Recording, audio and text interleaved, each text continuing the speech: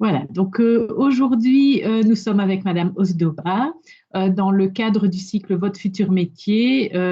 Et donc, ce sont des interviews de diplômés qui présentent leur métier. Donc, Madame Osdoba, ben, quel est votre profil académique? Alors moi, j'ai un diplôme, non pas de l'EI, mais j'ai été diplômée d'un baccalauréat en langue germanique au sein de la Haute École Condorcet, donc il se trouve mais juste derrière, au Champ de Mars, juste derrière l'école d'interprétation.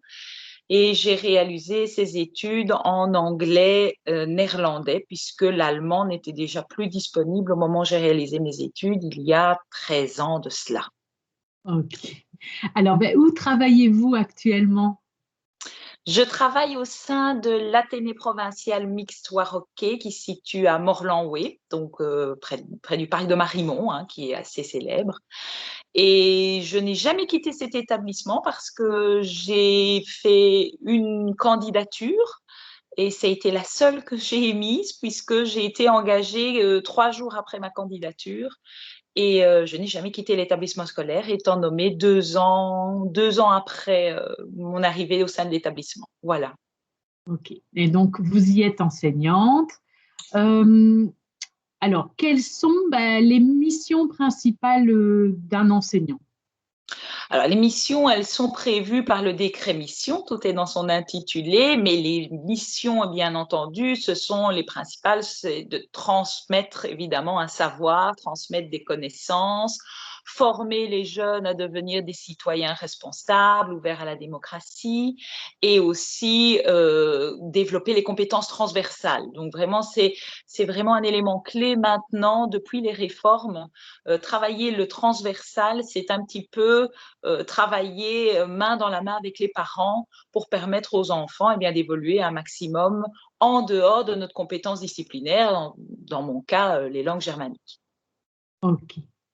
Alors, ben, enfin, comment décriviez-vous, décrivriez-vous, pardon, votre journée professionnelle type?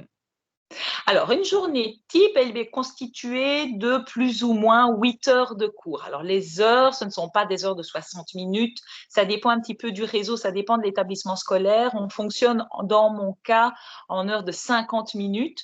Alors, en ce qui concerne les langues germaniques, on bénéficie bien souvent de modules de 2 heures une fois par semaine afin de pouvoir organiser les travaux oraux, les expressions orales qui sont évaluées et qui nous demandent quand même beaucoup de temps au niveau de l'organisation.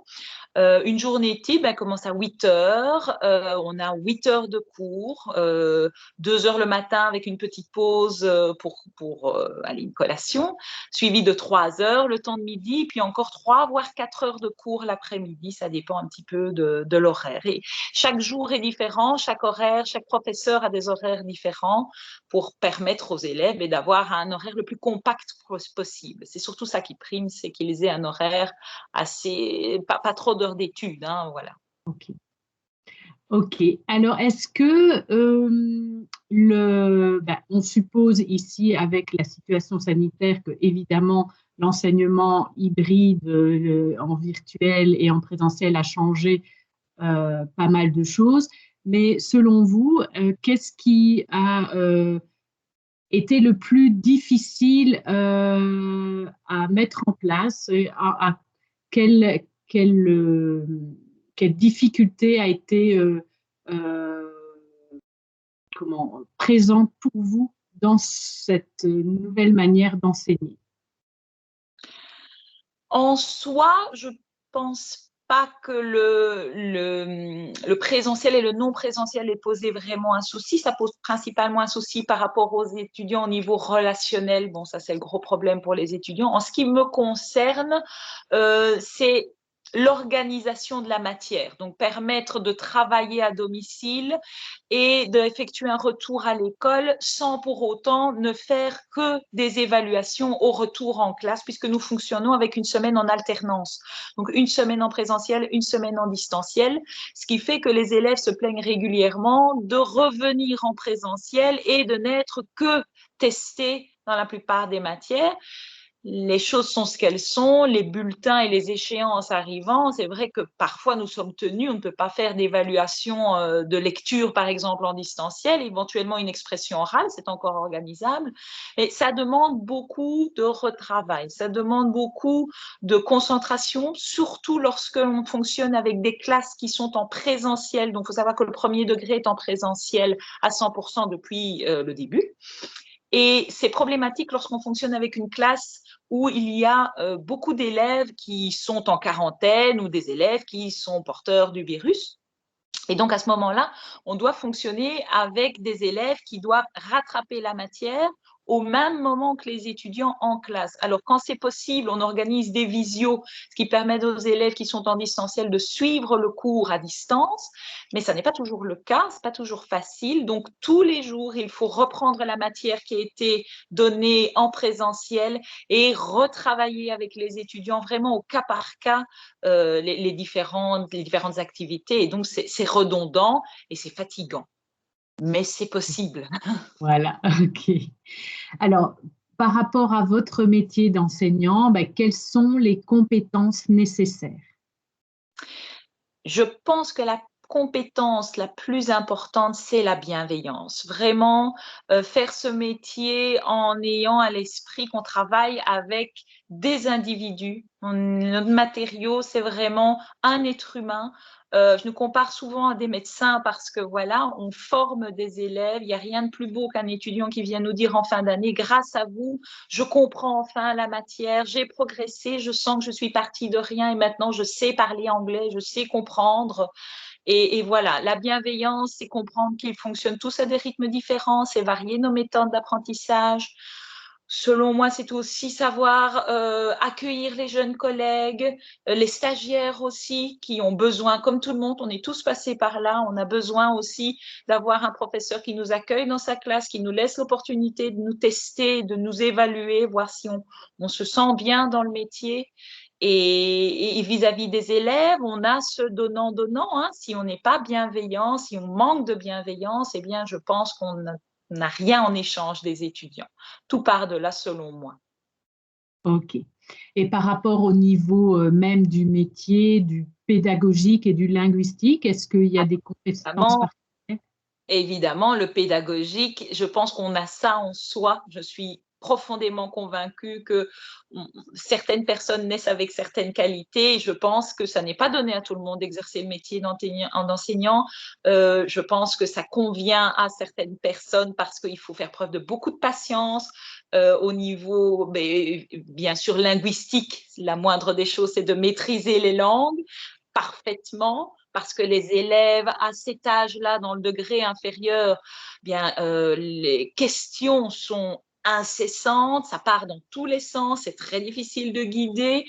Bon, c'est à tous les âges, mais il faut quand même avoir une très, très bonne connaissance de la langue, sans quoi on peut vite perdre le contrôle de sa classe, parce que les élèves sont très, très forts pour repérer les zones sensibles, que ce soit chez les stagiaires, mais aussi chez les professeurs.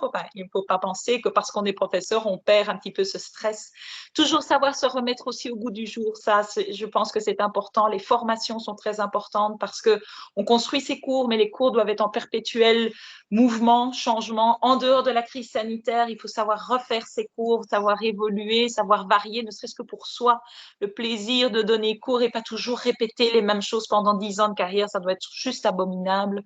Donc ça, au niveau pédagogique, c'est très important et au niveau aussi de la collaboration avec les collègues, surtout quand on est jeune et qu'on vient d'arriver, on a tendance à vouloir montrer qu'on est capable, mais il faut aussi savoir demander et écouter les mains tendues et enfin s'ouvrir aux autres. Collaborer, c'est très important aussi. Ok, merci beaucoup. Alors, est-ce que vous avez des conseils de type insertion professionnelle, donc à faire ou à ne pas faire, à donner aux jeunes diplômés qui voudraient se lancer dans l'enseignement? Ne pas se décourager directement parce que c'est vrai que la charge de travail quand on commence, mais forcément, elle arrive d'un coup à 100%. On a tout à faire dès le début. Après, on va quand même avoir une certaine aisance. Il y a des automatismes qui vont se faire. Je pense notamment aux corrections. Quand un jeune collègue arrive et on prend pour des expressions écrites, par exemple, on peut passer 1 voire 2 heures à corriger des expressions écrites. Quand on commence, on peut facilement multiplier par 2 le temps de correction. Bon, mais ce sont des automatismes qui se mettent en place parce que les erreurs des étudiants sont souvent les mêmes et donc on prend une rapidité dans la correction, l'utilisation des grilles de correction, on se familiarise un petit peu avec tout et ça devient habituel. C'est un petit peu comme la conduite. Au départ, on se pose les questions pour les changements de vitesse, etc. Même chose quand on est un jeune enseignant, on arrive, on n'a pas encore ces automatismes et puis finalement, quand on donne cours après 10 ans de carrière, on se rend compte de tout ce qu'on fait de manière inconsciente. Ça devient de la logique, ça devient du spontané. Ok. Ben, écoutez, merci pour tout votre partage d'expérience et toutes vos informations. Maintenant, je vais laisser peut-être aux étudiants de poser une question. Donc, via le fil de conversation, si vous ne souhaitez pas allumer votre caméra ou alors en prenant la parole, en levant la main pour prendre la parole. N'hésitez pas, hein. Ah oui, moi je réponds à toutes les questions.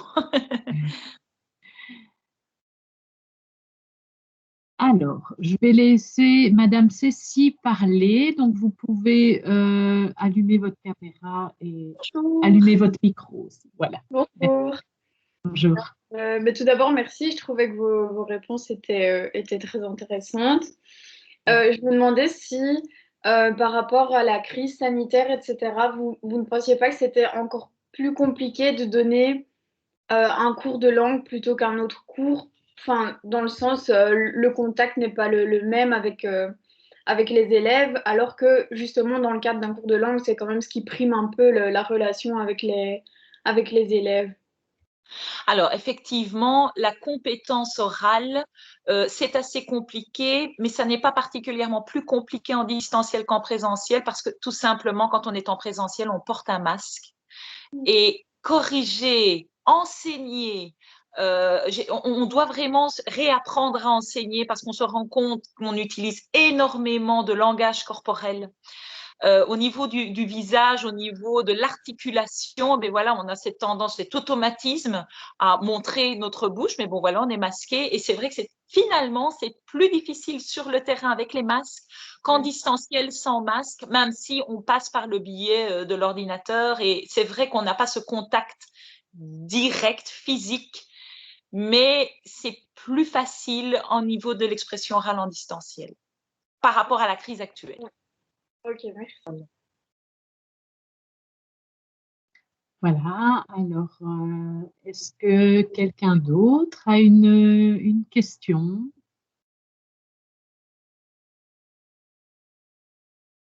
Alors, Madame Grigny, vous pouvez prendre la parole.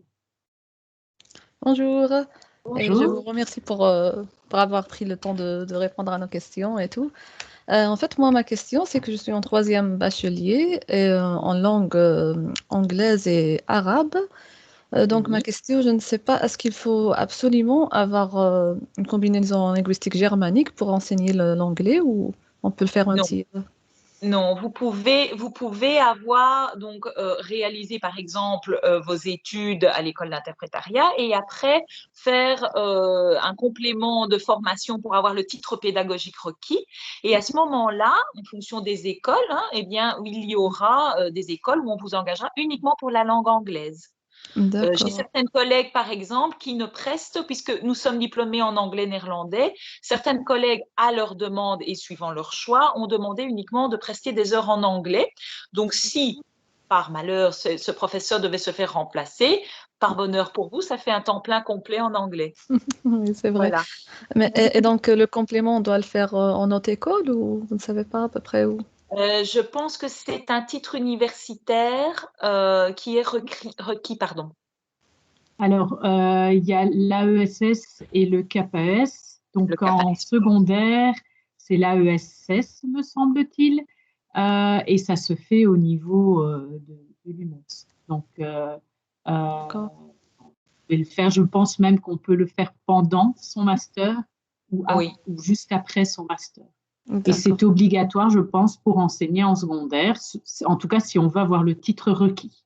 Oui, alors je pense que maintenant, étant donné qu'il y a une pénurie d'enseignants en langue germanique particulièrement, vous avez la possibilité, une fois diplômé en langue, de déjà prester des heures sans votre titre pédagogique, à condition d'être déjà inscrit. Et je pense qu'il y a un délai de 3 ans pour pouvoir avoir votre diplôme et vous permettre de continuer au niveau de votre ancienneté, etc. Pour être nommé, c'est quand même important. Je sais qu'il y a certaines choses qui doivent être mises en place, mais en tout cas, vous pouvez déjà travailler puisque il y a des personnes qui n'ont aucun titre pédagogique et qui, à l'heure actuelle, travaillent dans l'enseignement, sont propulsées vraiment.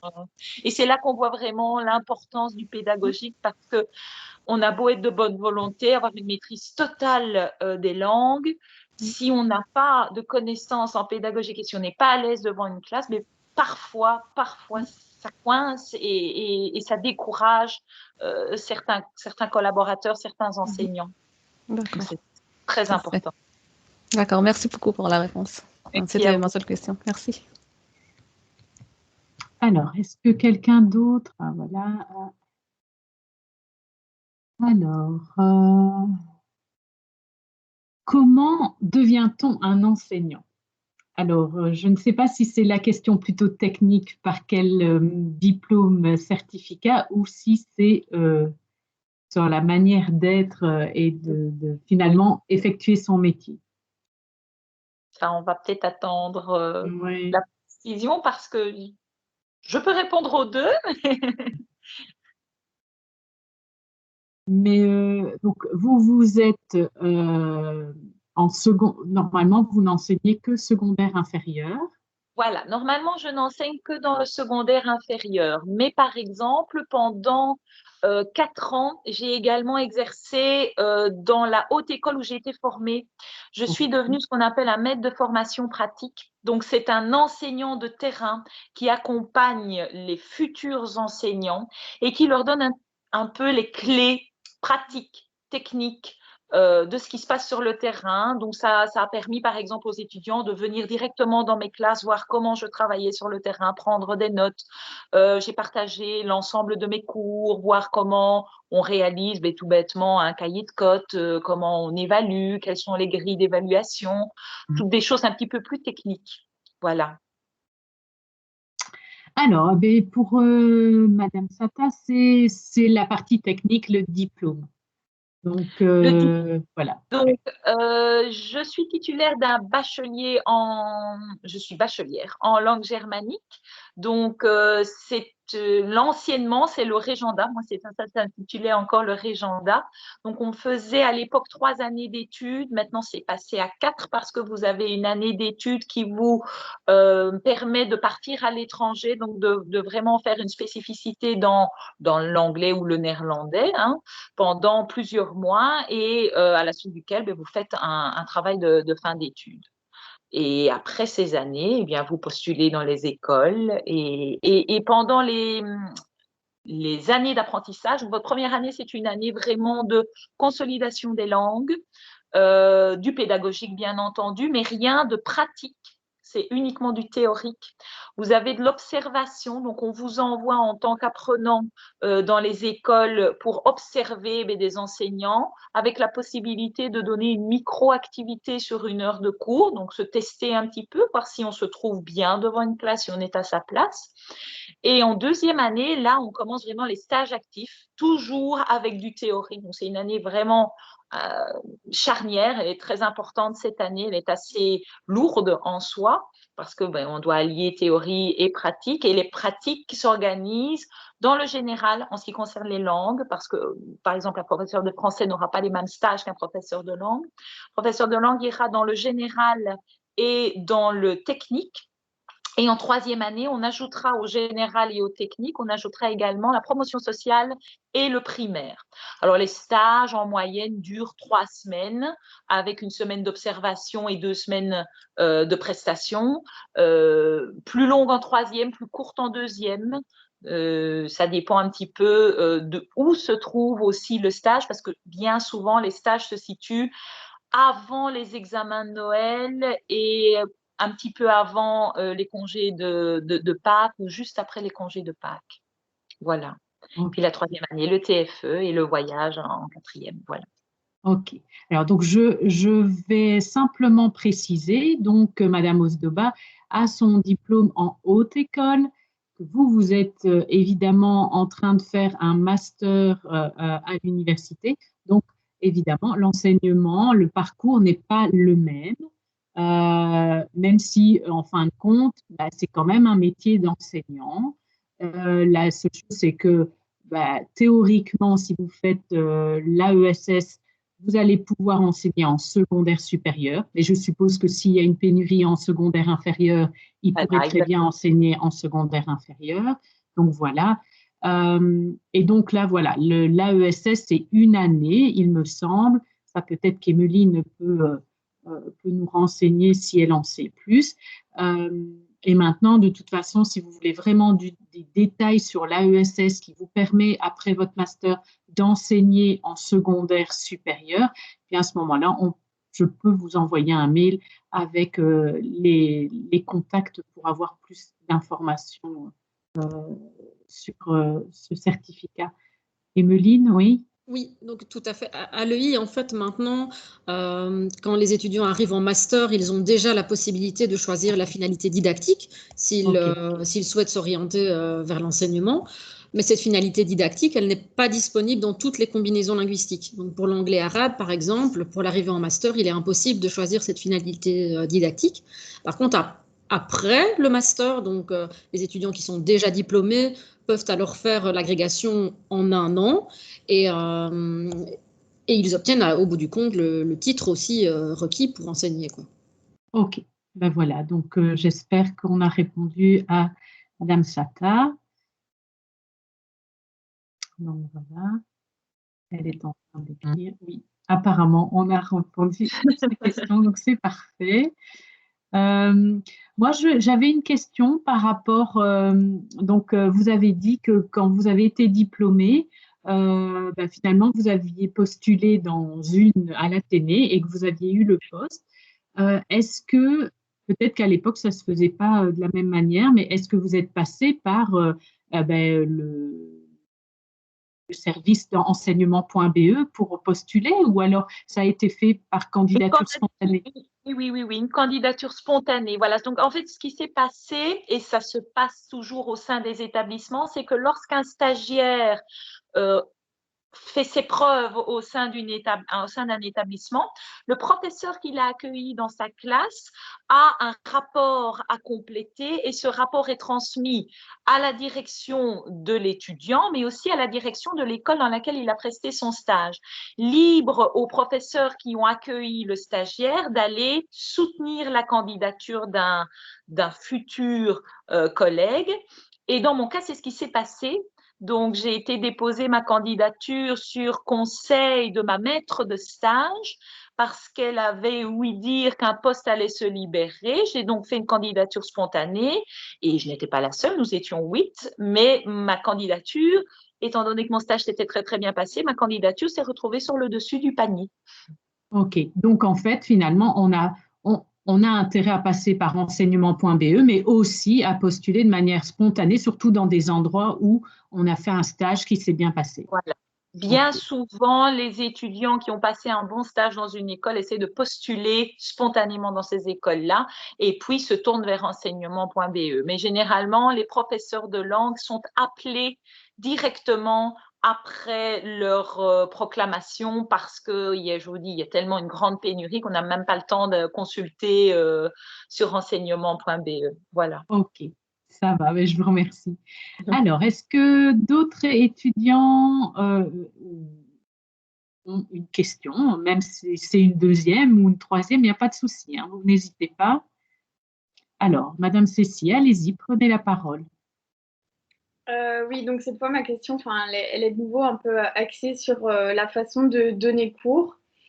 Parce qu'en fait, l'année prochaine, je vais réaliser mon mémoire et le thème, c'est la place de la langue maternelle, donc le français, dans le cadre des cours de langue. Et dans mes souvenirs, donc je suis passée par la télé de Morlan-Way. Oui. quand j'étais en troisième secondaire, ma prof de ce moment-là, pour ne pas la citer, c'était Madame Cuby. Je me souviens qu'elle donnait, en fait, les trois quarts de son cours étaient donnés en néerlandais. Et si vraiment on ne comprenait pas quelque chose, elle avait recours au français. Je voulais savoir si c'était votre cas aussi, si vous privilégiez plus la compréhension et donc vous passiez plus par le français ou alors par la langue étrangère. Alors, je viens à l'instant de parler de ma maître de stage qui avait soutenu ma candidature. C'était Madame Cuby. Voilà. Et nous sommes jumelles, voilà, parce qu'on progresse exactement de la même manière. Donc, on est exactement au même niveau dans nos apprentissages. Sans se consulter, on se rend compte qu'on est exactement à la même activité dans nos classes. Donc, on fonctionne vraiment de la même manière. Donc, effectivement, oui, 75 voire 80% de langue étrangère.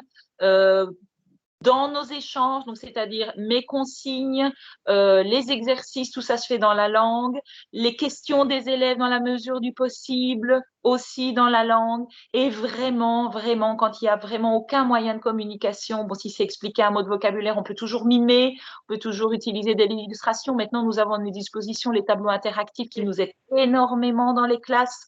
Donc, à partir du moment où on se reforme aux nouveaux outils, eh bien, il y a vraiment moyen de limiter l'utilisation du français. Étant donné que nous n'avons en moyenne que 4 heures par semaine, on essaye vraiment de faire ce bain de langue dans la mesure du possible, bien sûr. Ok, super. Merci beaucoup. De rien. Si vous avez une autre question, vous pouvez prendre déjà la parole, hein, Madame Cécile. Non? Pour le moment, non. Peut-être que dans Ok. quelques minutes, j'aurai une autre question. Ok. Alors, ben, il y a Madame Grini qui souhaite poser une question. Allez-y. Oui, alors moi, ma question, c'est par rapport au programme. Quand vous enseignez une langue, est-ce que c'est un programme qui est imposé par le gouvernement ou l'école? Ah, d'accord. Les programmes sont constitués en fonction des réseaux. Donc, vous avez le réseau provincial, le réseau de la communauté française, le réseau catholique, et chacun a son programme. Le réseau provincial ressemble assez, je suis dans le provincial, hein, il ressemble assez à celui de la communauté française, et donc on essaye, on est obligé de suivre ces programmes parce que vous avez les épreuves externes maintenant qui viennent vérifier, en dehors des inspections, hein, les épreuves viennent vérifier que le programme a bien été vu. Donc, pour un premier degré, donc les années de première et deuxième secondaire, eh bien, nous avons 14 thèmes en langue à développer. Et ces thèmes sont riches et variés, hein, ça parle de la maison, se présenter, etc. Et on exploite ces thèmes sous les différentes compétences, donc les 4 compétences qui sont audition, expression orale, expression écrite et lecture. Et on développe les outils, donc tout ce qui est savoir-faire linguistique, vocabulaire, grammaire, hein, autour de cela. Voilà. Mais les programmes sont imposés, oui. Et tout est sur enseignement.be, justement. Donc, quand on n'a pas les papiers, tout est en ligne. Ah, super, d'accord, ok. Merci beaucoup, Sarah. Vous avez bien répondu à ma question.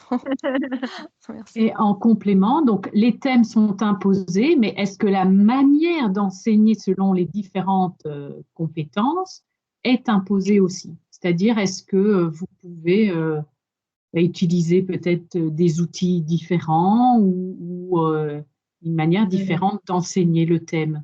Non, c'est ça qui fait la richesse justement pour les étudiants, d'avoir plusieurs collègues qui travaillent différemment. Après, certains thèmes se prêtent à certaines exploitations. Je prends par exemple la météo, c'est beaucoup plus facile de partir d'une compréhension à l'audition ou du visuel en vocabulaire, ce qu'on appelle nous le SSFL, donc savoir-faire et savoir-faire linguistique, de partir sur du vocabulaire pour pouvoir introduire un thème. Certains thèmes se prêtent à certaines compétences, donc à certaines manières de travailler, mais il y a naturellement aucune obligation à suivre un certain chemin. Maintenant, parfois, certains chemins sont guidés par une progression qui est proposée dans les manuels scolaires ou dans certaines écoles, on suit les manuels scolaires. Maintenant, au sein de notre établissement, il y a une demande afin de limiter les coûts pour les parents, que les manuels scolaires ne soient plus utilisés. Alors, c'est vrai qu'en langue, on est encore une catégorie à part parce que le manuel scolaire, il permet d'avoir des ressources au niveau compréhension à la lecture et compréhension à l'audition, parce qu'on en trouve certes partout, mais d'un niveau adapté aux élèves, c'est pas toujours évident, pour pas que ça soit trop complexe non plus et que ça les décourage. Au niveau de la prononciation, la diction, c'est pas toujours évident. Donc c'est vrai que suivre un modèle de manuel scolaire, c'est pratique. Alors on essaye de constituer nos dossiers plus ou moins de la même manière. On est en train de tout refaire pour l'instant. On suivait des manuels, Maud sera là pour le confirmer. Mais on essaye quand même, on remanie à notre sauce, hein, il y a une progression qui est proposée dans le manuel, et puis on insère des choses, on voit là où il manque des étapes, où c'est redondant, il y a trop d'activités. Là, c'est libre hein, à l'enseignant.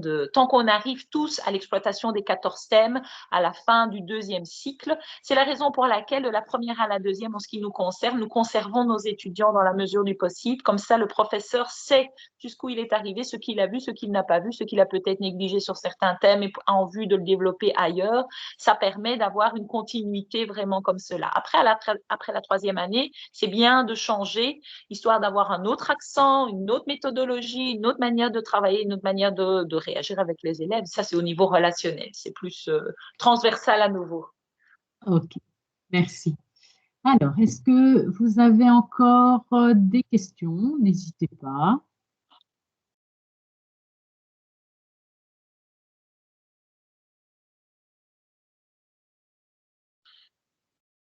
Pour l'instant, je n'en vois pas arriver. Voilà, Madame Cécile, allez-y. Mais du coup, donc, en tant que future enseignante, j'ai quelques appréhensions par rapport aux élèves. Donc, j'aimerais bien donner des cours de néerlandais, des cours d'espagnol. Donc, c'est ma combinaison ici à l'EI. Mais en fait, j'ai peur que les élèves n'accrochent pas parce que, par exemple, ils n'aiment pas le néerlandais. En général, c'est le néerlandais qu'on n'aime pas. Le néerlandais, c'est une langue moche. Enfin, donc, j'ai peur de ne pas savoir leur donner goût, leur donner envie d'apprendre cette langue. Du coup, je me demandais si vous aviez déjà eu le cas et comment vous vous y prenez quand vous vous rendez compte que vous êtes face à un élève qui n'aime pas du tout et qui est vraiment déterminé à limite à ne pas apprendre la langue. Ça, c'est un petit peu compliqué parce que sincèrement, si l'élève est déterminé à ne pas aimer, on ne pourra jamais le faire changer. Voilà. Bon, moi, je n'aimais pas les mathématiques. On pouvait me donner tout ce qu'on voulait en mathématiques. Ça n'aurait jamais fonctionné. Mais voilà. Ça dépend de la sensibilité de la classe. On ne donnera pas la cours d'une même manière d'une classe à une autre. J'ai 5 classes différentes à l'heure actuelle. Je donne cours de 4 manières différentes parce que voilà, j'ai des rythmes différents, j'ai des apprenants face à moi différents, j'ai des options différentes. Alors, c'est important d'en tenir compte parce que je prends par exemple des gymnastes par rapport à des scientifiques. On ne va pas avoir le même public face à soi. Il faut s'adapter à son public. Il faut savoir sentir la sensibilité chez les élèves. Si les élèves sont plus dans du ludique, apprendre par le jeu, apprendre par la compétition, généralement, ça marche toujours bien. Je parle de jeunes apprenants. Maintenant, dans le supérieur, on est un petit peu frileux à utiliser le jeu parce qu'on voit ça un petit peu pour infantiliser, mais pas du tout parce que je pense qu'à n'importe quel âge, on aime jouer. Peu importe. Apprendre en jouant, apprendre en manipulant, en utilisant les technologies, en demandant d'apporter son ordinateur, en travaillant sur les tablettes, etc., en variant les techniques d'apprentissage. Et puis, c'est essai-erreur aussi. Hein. Parfois, on essaye, on est de bonne volonté, l'activité va bien se passer, puis ça ne se déroule pas bien parce que voilà, les élèves ne sont pas disposés. Ça arrive, ce n'est pas pour autant qu'il faut changer de métier, ça arrivera encore. Et parfois, c'est dans l'autre sens. On a énormément de gratitude. On a des élèves qui viennent vous féliciter parce qu'ils ont passé une très belle leçon. C'est surprenant pour l'extérieur, mais ça fait vraiment plaisir en tant qu'enseignant quand on vient vous dire que votre travail est bien fait et ça donne la pêche pour reprendre pour le reste, justement. Voilà. Merci. Alors, est-ce qu'une autre étudiante souhaite poser une question?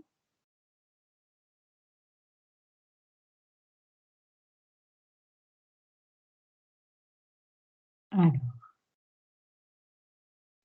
Alors, je pense qu'on va pouvoir clôturer ici l'interview. Donc déjà, Madame Osdoba, un grand merci pour l'échange de votre métier, de toutes ces informations hyper essentielles dans la pratique de ce métier. Merci aussi aux étudiants pour leur présence et pour leurs questions.